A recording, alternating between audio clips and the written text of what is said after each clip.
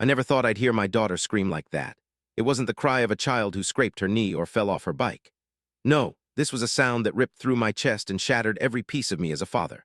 I was halfway across the yard when it happened, and by the time I saw her on the ground, clutching her head, the blood already staining her blonde hair, the world around me seemed to stop. And standing over her, gripping a metal baseball bat with both hands, was Karen, our HOA president. Her face twisted with rage, her voice trembling as she shouted about rules and trespassing. My little girl, barely 12, had been riding her bike along the community path, smiling the way only kids do, when Karen decided that was against her precious bylaws. And in that twisted moment, she swung. I dropped to my knees, gathering my daughter in my arms. "Stay with me, baby, stay with me," I whispered, trying to keep my voice steady even though my heart was collapsing. Her tiny fingers trembled as they clutched my sleeve, her lips barely moving. "Daddy, it hurts." Those 3 words carved me open in a way no bullet or fight ever had. And I've seen plenty in my years on the force, but nothing, absolutely nothing, prepared me for this. Karen didn't even flinch. She stood there, bat still in hand, like she'd done nothing wrong. She was breaking the HOA rules, she spat, her voice sharp and cold. "No bikes on the path, I've told you people again and again, but you don't listen. Maybe this will teach her." Her words felt unreal, like I was trapped in a nightmare I couldn't wake from. My daughter's blood was on her hands, literally, and yet she spoke as if she were the victim. I should have arrested her right then and there. I should have cuffed her, thrown her in the back of my cruiser, and driven her straight to the county jail. But I was not just the sheriff in that moment. I was a father holding his broken child. The sirens of my duty faded into the background, replaced by the pounding of my heart and the desperate need to save her. I yelled for my wife, who came running out of the house. Her scream was worse than mine, piercing, guttural, the sound of a mother watching her child bleed. Together, we lifted our daughter and rushed her into the truck. Karen kept shouting behind us, calling us rule breakers, insisting she was right, but her voice grew smaller as the engine roared and I tore down the road toward the hospital. Every red light was a battle. Every second felt stolen. My daughter's head rested in my wife's lap as blood soaked through the towel she pressed against the wound. My wife whispered prayers, her voice shaking, her tears dripping onto our daughter's pale face. I wanted to cry too, but I couldn't. Not yet. Not while I was driving like hell to keep her alive. The hospital lights finally came into view, and I slammed the brakes, jumping out before the truck even stopped. Nurses and doctors rushed to us, pulling her onto a stretcher, shouting medical terms I barely understood. My little girl's hand slipped from mine as they wheeled her away, and for the first time in years, I felt powerless. Hours crawled by in the waiting room. My wife clung to me, her eyes swollen from crying, her body trembling against mine. The smell of antiseptic filled the air, the sound of distant machines echoing through the halls. I kept replaying it in my head, Karen's face, her twisted grin, the swing of that bat. I could hear the sickening crack of it connecting with my daughter's skull over and over, haunting me. Rage boiled inside me, hotter than anything I'd ever felt. I've dealt with criminals, murderers, thieves, abusers, but Karen, she was worse in a way, because she hid behind power, behind her HOA title, behind petty rules and her false sense of authority, and she thought she could get away with it. The doctor finally came out, his face tired, his eyes heavy. "She's stable," he said softly. Relief washed over me so hard I almost collapsed. "The fracture was severe, but we managed to stop the bleeding. She'll need time to heal and she'll need therapy, but she's alive." My wife sobbed into my chest, her knees giving out, and I held her tightly, my own eyes burning. Alive. That word meant everything in that moment, but it wasn't enough, not when Karen walked free.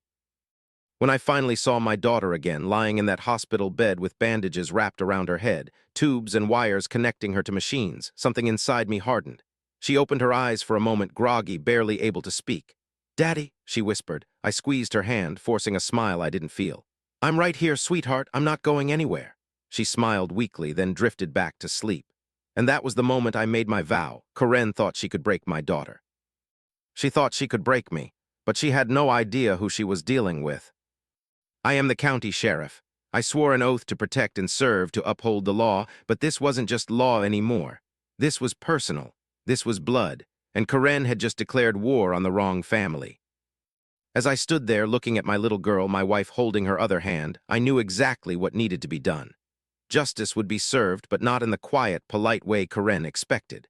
She wanted power. She wanted control. She thought her HOA rules made her untouchable. She was about to learn that when you hurt my family, when you cross that line, there's no coming back. This wasn't just about revenge. It was about showing her and everyone else in that rotten HOA that some battles you simply cannot win. And Karen, she had no idea what storm she had unleashed. The next morning the sun rose like it always did, but nothing felt the same. My daughter lay in that sterile hospital bed, machines beeping in rhythm with her fragile heartbeat. My wife hadn't slept, her hand never leaving our girls. I had dozed off in the stiff chair, but every time I closed my eyes, I saw it again. Karen's swing, the crack, the blood. It was like my brain refused to let me forget. Maybe that was good. Maybe I needed that anger, that fire, to carry me through what I knew I had to do. When the nurse said visiting hours were strict, my wife begged me to go home and shower, maybe eat something. She wanted me to stay strong. She didn't know that I wasn't heading home to rest. No, I had business to take care of, business that couldn't wait. The drive back into the neighborhood felt different. Every mailbox, every trimmed lawn, every smug little HOA-approved house made my stomach twist. People waved as I drove by in my county truck, but I barely acknowledged them. They didn't know, or worse, maybe they did and they didn't care, because in places like this, the HOA was king. And Karen, she was the queen everyone feared. When I pulled into my driveway, Karen was already there. She stood at the edge of my property, clipboard in hand, acting like nothing had happened. She didn't even look guilty. She just looked irritated, like I had inconvenienced her. She tapped her pen against the board and called out, "You know, Sheriff, you're violating HOA Code 14. Your lawn is a quarter-inch too tall. If you think your badge puts you above the rules, you're wrong." I stepped out of the truck slowly, my fists clenched. "Karen," I said, my voice low and sharp, "you're lucky I didn't arrest you last night. My daughter is in the hospital because of you." She rolled her eyes, rolled her eyes. "Oh, please, that little brat should have known better. Rules are rules. You people think just because you're the sheriff you can ignore them. Well, not on my watch." I felt my blood pressure spike. My vision blurred at the edges. But I held myself back because I knew if I laid a hand on her, I'd be the one in cuffs, and she wanted that. She wanted me to snap, so I leaned in close, so close she could smell the coffee and rage on my breath, and whispered, "You have no idea what you've done. You think this is about lawn height, about bike paths. No, this is about my daughter. And trust me, Karen, you're not walking away from this." For the first time, her smirk faltered, just for a second. But then she laughed, high-pitched and sharp. "Oh, Sheriff, you talk a big game, but we both know you're bound by the law, and the law says I'm right. You lay one finger on me, and I'll have the entire board behind me. Maybe you'll even lose that shiny badge." She spun on her heel and strutted away like she owned the ground she walked on. I stood there watching her go, every muscle in my body tense. She thought she'd won. She thought her little rule book made her untouchable. But what she didn't realize was that I wasn't just a father. I wasn't just a sheriff. I was both. And that combination meant I was going to burn her little empire to the ground. That afternoon, I started digging, literally and figuratively. At the station, I pulled every file, every record on the HOA, permits, finances, complaints, all of it. And the more I read, the more my jaw tightened. The HOA wasn't just strict, they were corrupt. Overcharged fees, pocketed fines, even some shady dealings with local contractors. And at the center of it all, Karen. Her name popped up everywhere like a spider in the middle of a web. But this wasn't just about paperwork. I wanted proof people couldn't ignore, so I went door to door talking to neighbors. At first, most were scared to say a word. Karen had them under her thumb, threatening fines for the smallest infractions. But once I explained what she'd done to my daughter, the dam broke. One neighbor told me Karen had slashed their tires when they refused to pay a fine. Another whispered that Karen had hit their son's dog with her car, then blamed the kid for letting it wander. Story after story poured out, each one worse than the last. By the time the sun went down, I had a folder thick with statements, receipts, and photographs. Evidence strong enough to nail her to the wall, but I wasn't done. Not yet. Because Karen hadn't just broken rules, she'd broken my family. And she was going to pay for every tear my wife cried, every sleepless night my daughter spent in pain. That night, as I sat at the kitchen table, my wife came home from the hospital, her face tired but softer. "She asked about you," she said quietly, setting down her purse. She said, "Where, Daddy?" Her voice broke and tears filled her eyes again. I stood, pulled her into my arms, and kissed the top of her head. "I'm right here," I whispered. "And I promise you I'm going to make sure she never has to fear Karen again." My wife pulled back, searching my eyes. "You're not talking about revenge, are you?" I didn't answer. I just looked out the window, across the quiet suburban street where porch lights glowed and sprinklers hissed. Because deep down, I knew it wasn't just about revenge. It was about justice. The kind of justice Karen couldn't wiggle her way out of. The next morning, I put on my uniform. Not because I needed it, but because it was a reminder to myself and to everyone else that I wasn't just a father out for blood. I was the law. And Karen, she was about to find out that even in her little kingdom of power, the law still ruled. As I strapped on my badge and holster, I whispered to the empty house, "This is for you, baby girl." And then I walked out, ready to start the war Karen had foolishly declared. By the time the weekend rolled around, the neighborhood was buzzing. Word had spread about what Karen had done, though the details were muddled. Some said she accidentally hit my daughter, others whispered she just pushed her. But no one seemed willing to say the truth out loud. Karen had swung a baseball bat at a child. And while she still strutted around like she was queen of the cul-de-sac, her grip on power was starting to slip. I could see it in the way people avoided her gaze, the way curtains twitched when she walked past. Fear was still there, but so was doubt. I decided it was time to push. Not with violence, though God knows I wanted to, but with the kind of pressure she couldn't ignore. I started small, parking my county cruiser in plain view at the end of the street, engine idling, lights off, just sitting there letting everyone see me. I didn't have to say a word. The badge did the talking, and Karen hated it. She came storming up to my truck, pounding on the window with that same clipboard clutched to her chest. "You can't park here," she shrieked. "It's against HOA code. Vehicles must be parked in designated driveways or garages, not on the street." I rolled the window down slowly, locking eyes with her. "Karen," I said evenly, "this is a county vehicle on county business. You don't get to regulate that." Her face turned red, blotchy with fury. "This is harassment. You're using your position to intimidate me. I'll call the board, I'll call the state, I cut her off, leaning just a little closer. "Go ahead. Call whoever you want. Just remember, when they ask why the county sheriff is parked outside your house, you'll have to explain it. You'll have to explain what you did to my daughter." Her mouth snapped shut. For the first time since this nightmare began, I saw fear flicker in her eyes. Just a flash, gone as quickly as it came, but it was there. And I knew I had found the crack in her armor. Later that day, I went door to door again, but this time I wasn't asking for stories. I was gathering signatures, a petition to recall Karen as HOA president. People were hesitant at first, old habits die hard, and fear runs deep. But when I showed them the medical report from the hospital, when I told them about the blood on my daughter's hair, something shifted. One by one, neighbors signed. Some with shaky hands, others with firm strokes, anger bubbling just beneath the surface. By nightfall, I had nearly the whole block on my side. That evening, I sat on the porch with my wife. The cicadas hummed, the air heavy with summer heat.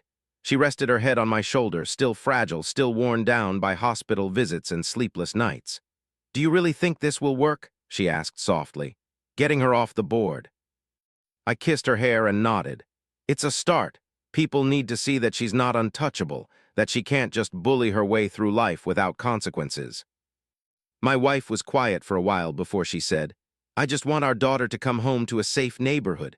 I don't want her to grow up scared." Those words hit me hard, because deep down I knew removing Karen from the HOA wouldn't erase the fear. My daughter would carry that scar inside and out for years. But maybe, just maybe, I could turn that fear into something stronger, something that said, "You don't get to hurt us," and walk away. The next HOA meeting was held 2 days later in the community center. I made sure to arrive early, dressed in uniform, not because I had to, but because it sent a message. My neighbors filled the room, murmuring among themselves, their eyes darting between me and the empty chair at the head of the table. When Karen finally walked in, clipboard in hand, she plastered on that smug smile like nothing was wrong. "Order," she snapped, slamming the gavel down. "Let's get this meeting started." But before she could even begin, I stood. The room quieted. Every eye turned to me. I pulled the petition from my folder, the thick stack of signatures rustling in my hand. "Before we start, I have something to address," I said, my voice carrying across the room. Karen narrowed her eyes. "Sheriff, this is an HOA meeting, not a police forum. You have no jurisdiction here." "Maybe not," I said calmly, "but these people do." I held up the petition. "This is a formal request to remove you as president of this HOA, effective immediately, signed by the majority of homeowners." Gasps rippled through the room. Karen's face drained of color. "This is absurd. You can't." "Oh, I can," I interrupted. "And I will, because what you've done isn't just unethical, it's criminal. Assaulting a child, extorting fines, abusing your position. I have evidence, Karen, enough to bury you in investigations for years. This community deserves better. My family deserves better." The room erupted, voices shouting, people nodding, some even clapping. Karen slammed the gavel again and again, shouting for order, but no one listened. The tide had turned. Finally, one of the board members, a timid man who'd always stayed silent before, stood up. His hands trembled as he spoke. I vote for her removal. Another stood, then another. And just like that, Karen's empire began to crumble. Her face twisted into something ugly, something feral. "You think this will stop me?" she spat, pointing at me with a shaking finger. "You think you've won? I'll ruin you. I'll ruin your career, your family, everything." I didn't flinch. I just met her glare and said, "You already tried, and you failed." The board voted. It was unanimous. Karen was out. She stormed from the room, slamming the door so hard the walls rattled. For a moment, silence filled the space. Then the applause started, hesitant at first, then louder, stronger. My neighbors shook my hand, clapped my back, whispered thank yous. But as I stood there, the victory felt hollow. Because I knew Karen, and I knew this wasn't the end, not by a long shot. When I got home that night, the porch light flickered. My wife frowned, thinking it was a bulb. But when I looked closer, I saw it.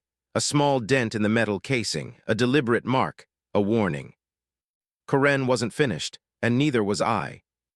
Sleep didn't come easy after that night. Every creak of the house, every flicker of light made me jump. My instincts, honed from years in law enforcement, told me Karen wasn't just angry. She was dangerous, and she wasn't the type to lick her wounds quietly. She'd come back, not with petitions or fines this time, but with something darker. Sure enough, the first strike came 2 nights later. Around 2 a.m., my wife shook me awake, her voice trembling. "Do you hear that?" she whispered. At first, I thought it was just the wind, but then I caught it too, the sound of glass cracking. I bolted out of bed, grabbing my firearm from the nightstand, and moved toward the kitchen. That's when I saw it. Our sliding back door shattered, shards glittering across the floor, the night air spilling in. And spray-painted across the wall in thick black letters was one word: payback. My wife gasped behind me, clutching her robe tighter. My daughter, still bandaged, still fragile, stirred down the hallway, confused and scared. I motioned for my wife to get her back into the bedroom while I swept the house. Nothing, no intruder inside, but the footprints in the dew outside the door told me enough. Karen wasn't done. She wanted to scare us, maybe even break us. But she had underestimated something important. I wasn't just a homeowner.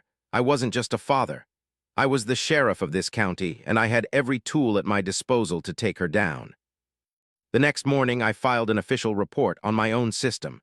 Photos of the vandalism, prints from the scene, the works. I wasn't going to let Karen twist this into another, she said. Evidence would speak for itself, but I also knew the system moved slowly, too slowly. And Karen thrived in the cracks of delay, so I took matters into my own hands.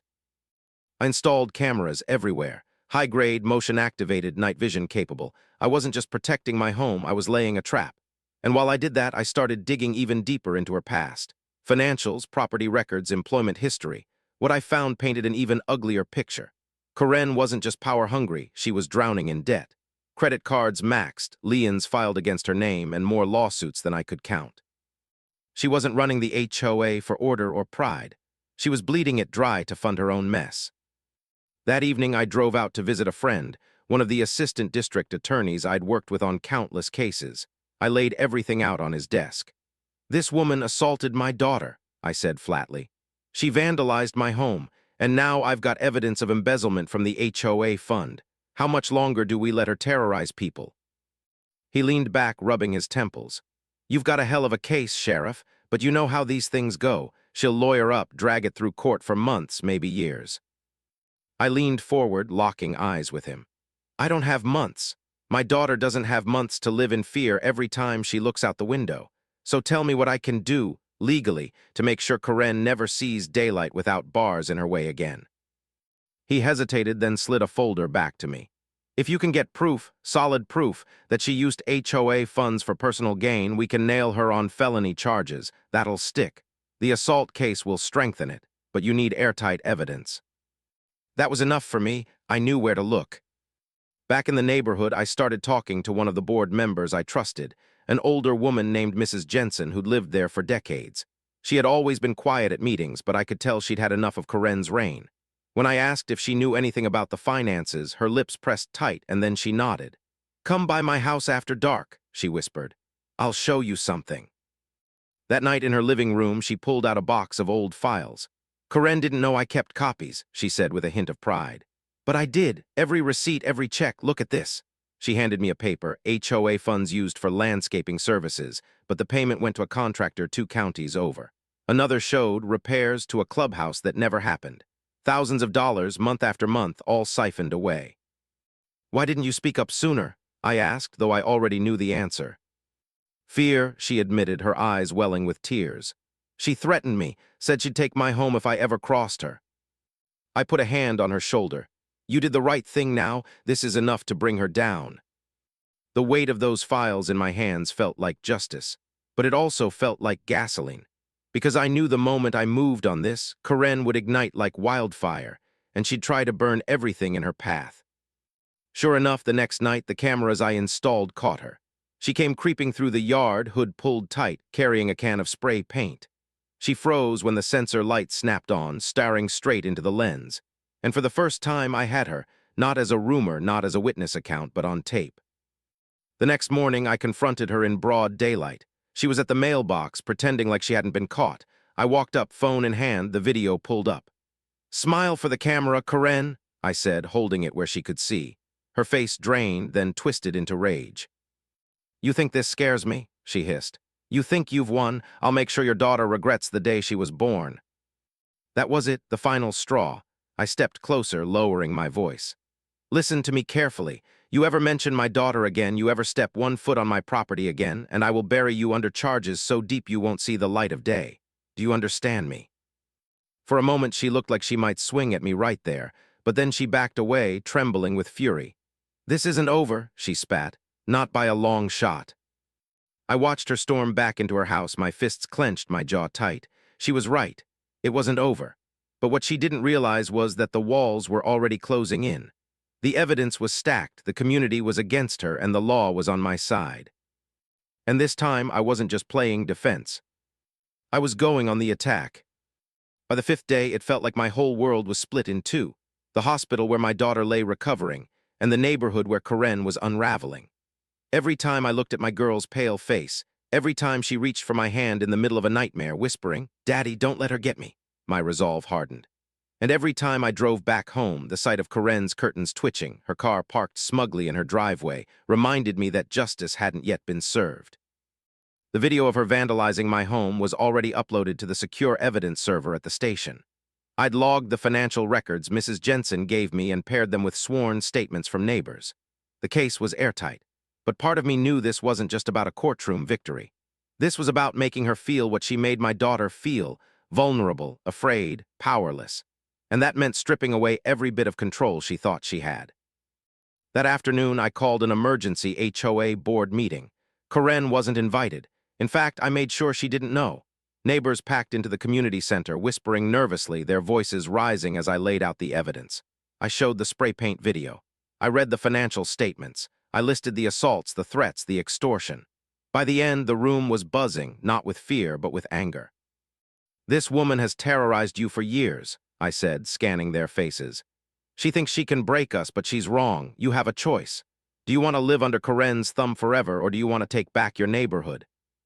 For the first time, people stood tall. They weren't just nodding, they were shouting, clapping, demanding action. One man shouted, "We want her gone." A woman added, "She made my kids cry every day. Enough is enough." The energy surged through the room, lifting me too. This wasn't just my fight anymore, it was ours. We voted to dissolve the current board entirely and form a new one under temporary oversight, something legal but symbolic. Karen's castle had been reduced to rubble in a single meeting, but the real victory would come next. That evening, I returned home to find Karen waiting at the edge of my driveway. She wasn't smiling this time. She wasn't shouting about bylaws or rules. She just stood there, arms crossed, her eyes burning holes into me.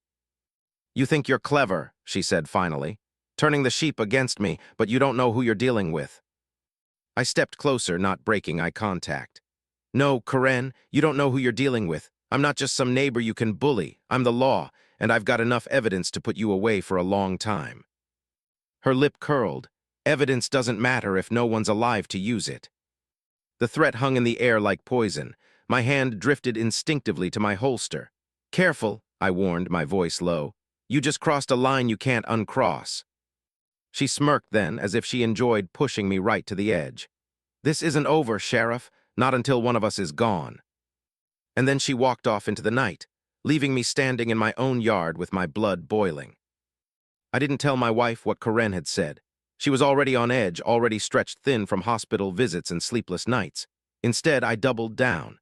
I added more cameras, tightened security, made sure every door and window was locked, and I kept my sidearm close even inside the house, because I knew Karen's next move wasn't going to be vandalism. She was desperate now, and desperate people are dangerous.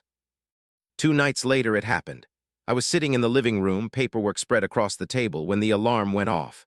Motion detected in the backyard. I grabbed my gun and rushed out, the floodlights blazing to life. And there she was, Karen, crouched by my daughter's bedroom window, a crowbar in her hands. "Karen," I shouted, my voice echoing through the night. She froze, then looked up, her face twisted with fury. "She deserves to pay," she screamed, pointing the crowbar toward the window. "Your brat ruined everything." Adrenaline surged through me. I aimed squarely at her. "Drop it now," I barked. For a second, I thought she'd comply, but then she lunged, not at me, but at the window. The shot rang out before I even processed pulling the trigger. The crowbar clattered to the ground, and Karen staggered back, clutching her arm. She screamed, stumbling across the lawn before collapsing in the driveway. My wife rushed out, my daughter's terrified cries filling the house.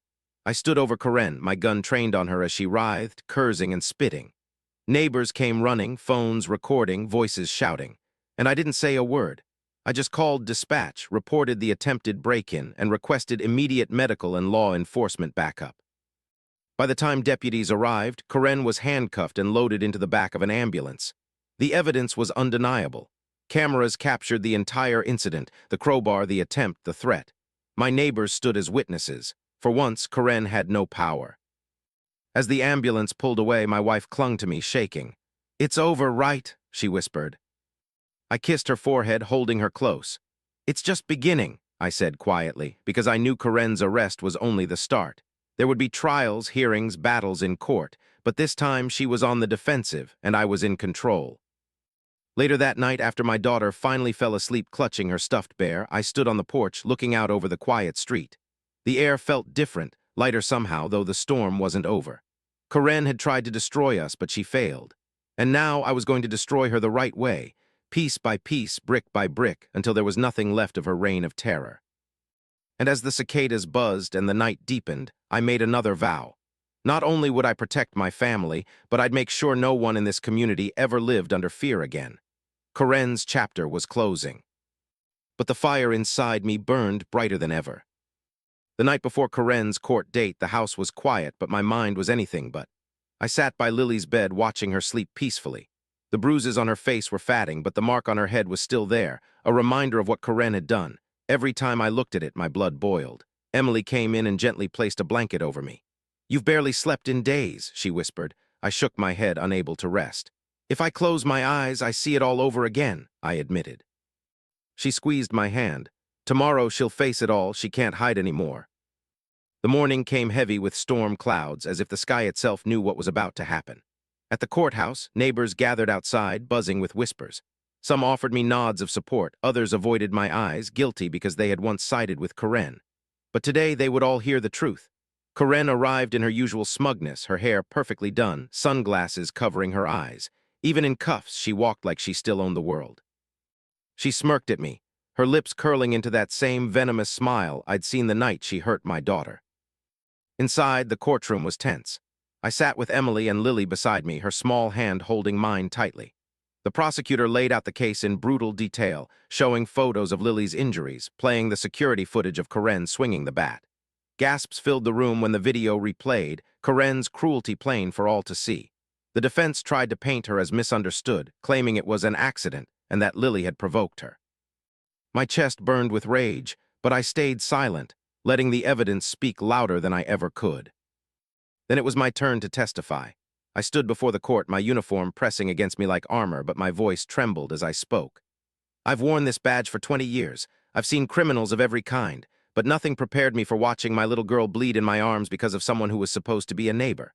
Karen didn't just hit Lily with a bat. She broke trust, community, and humanity. She showed no remorse, no compassion. All she showed was power and hate. And I promise you, justice must be done. Karen's lawyer objected, but the judge overruled it. The jury's eyes lingered on me, some teary, some hard with disgust toward Karen. When Emily testified, her voice cracked as she described the fear of nearly losing her child. And then Lily, brave beyond her years, stood on shaky legs, telling the court how Karen had screamed at her before swinging. My daughter's innocence pierced through every lie Karen had tried to spin. The verdict came after only 2 hours. Guilty on all charges. Karen's face twisted in rage, her mask finally cracking. She screamed in the courtroom, calling everyone liars, accusing me of setting her up. The bailiffs restrained her, but she kept thrashing, spitting venom until her voice broke. Watching her dragged out of the courtroom, powerless for the first time, gave me a satisfaction I couldn't describe. It wasn't joy, not yet, but it was the beginning of justice. Outside the courthouse, reporters swarmed us. Cameras flashed, microphones shoved in my face. "Sheriff, how does it feel knowing your neighbor attacked your child?" one asked. I looked into the lens and spoke firmly. "No one is above the law, not even someone hiding behind an HOA title. My daughter deserves peace, and today is the first step toward that." That night, the neighborhood felt different. People gathered in small groups, whispering about what had happened. Some knocked on our door, bringing food, flowers, or just apologies for not standing up sooner. Emily accepted them with grace, but I stayed reserved. Forgiveness wasn't something I could offer, not yet. Lily deserved more than just sympathy from the same people who had once ignored Karen's cruelty. But the war wasn't over, because even as Karen sat in a jail cell, her allies within the HOA still lingered. Papers started arriving at my doorstep, fines for unsightly security cameras, notices about unauthorized gatherings because neighbors had visited us. It was clear. Karen might be gone, but her poison still ran deep in the board she controlled. They thought they could wear me down, piece by piece, paper by paper. But I wasn't just a father. I was the sheriff. And if the law was what they wanted to test, then I was going to give them the fight of their lives. The weeks after Karen's conviction should have been peaceful, but peace was something our neighborhood didn't seem to understand. With Karen behind bars, her shadow still lingered in the form of the HOA board she once ruled like a kingdom. They sent letters daily, piling up on my porch like a disease. Fines for the American flag hanging on my porch. Warnings because Lily's toys were left on the lawn. Threats of liens against my home. Every notice was signed by Karen's hand-picked allies, each one more arrogant than the last. They weren't protecting the neighborhood. They were carrying out Karen's vengeance from afar. One evening, as I sat at the kitchen table sorting through the pile of letters, Emily walked in and slammed her hand down. "Enough is enough. You can't just keep throwing these away. They won't stop." Her voice trembled with both fear and fury. Lily peeked around the corner, clutching her teddy bear, her eyes wide. That's when it hit me. This wasn't just about me anymore. My family deserved to feel safe in their own home. The place where my daughter should be laughing and playing shouldn't feel like a battlefield. So I made a decision. If the HOA wanted war, I was going to give them one, not as a father, not as a neighbor, but as the sheriff who had sworn to uphold the law, every law. The first step was investigation. I pulled the HOA's financial records, digging through files they never expected anyone to see. What I found made my blood run cold. Embezzlement, fraud, illegal assessments charged to homeowners and funneled into personal accounts. Vacations, luxury cars, even a down payment on a beach house, all paid for by squeezing families like mine dry. And Karen, she wasn't just the ringleader, she was the architect of the entire scheme. Her allies on the board were her puppets, too greedy or too afraid to break free. I gathered the evidence carefully, methodically, making sure every document, every transfer, every forged signature was airtight. This wasn't going to be a petty fight over fines. This was going to be the downfall of an empire. The night I confronted the board will stay with me forever. They were holding their monthly meeting at the clubhouse, smug as ever, sipping wine and congratulating themselves on keeping order. I walked in, uniform on, badge gleaming. The room fell silent. One of them tried to stand and speak, but I slammed the thick binder of evidence on the table. "Sit down," I said, my voice steady but sharp enough to cut. "Your reign of terror ends tonight." Faces went pale as I laid out their crimes one by one, checks with their signatures, bank statements tied to their names, emails linking them directly to Karen. Their arrogance crumbled into fear with every page I turned. Finally, one of them broke, stammering, You can't do this. This is HOA business." I leaned in, looking him dead in the eye. "This isn't HOA business. This is criminal business, and I'm the law in this county." Within the hour, warrants were issued. Deputies hauled them out of the clubhouse in front of stunned neighbors. People gathered, whispering, recording with their phones. The very board that had tormented us all was now in handcuffs, their empire of paper fines reduced to ash. The following weeks were a turning point. The HOA collapsed. Without Karen and her allies, the organization dissolved under the weight of lawsuits and criminal charges. Neighbors who had once stayed silent began to speak out, sharing stories of harassment, wrongful fines, and intimidation. It wasn't just me they had hurt, it was the entire community. And together, we reclaimed what was ours. For the first time in years, kids played in the streets without fear of being scolded. Flags waved freely on porches. Families gathered in front yards, laughing, talking, living without the constant shadow of punishment. Lily ran through the grass with her friends, her laughter like music I hadn't heard in so long. Emily sat beside me on the porch swing, her head resting against my shoulder. "It feels lighter," she whispered, and she was right. The heaviness was gone. As for Karen, she sat behind bars, her power stripped away, her name now a stain instead of a threat. Every month, I received letters from her attorneys, desperate pleas for leniency, for reconsideration. I never responded. Justice wasn't mine to undo. But justice wasn't just about punishment, it was about healing. One Saturday afternoon, as I watched Lily draw chalk hearts on the sidewalk, she looked up at me and asked, "Daddy, is the bad lady gone forever?" I crouched down, looking into her innocent eyes. "She's gone, sweetheart, and she's never coming back." Tears pricked my eyes as I pulled her into my arms, holding her close. Because in that moment I realized revenge hadn't been the end goal. It was protection. It was justice. It was the promise that no one, no matter how powerful they think they are, would ever hurt my family again. And for the first time since that awful night, I believed it.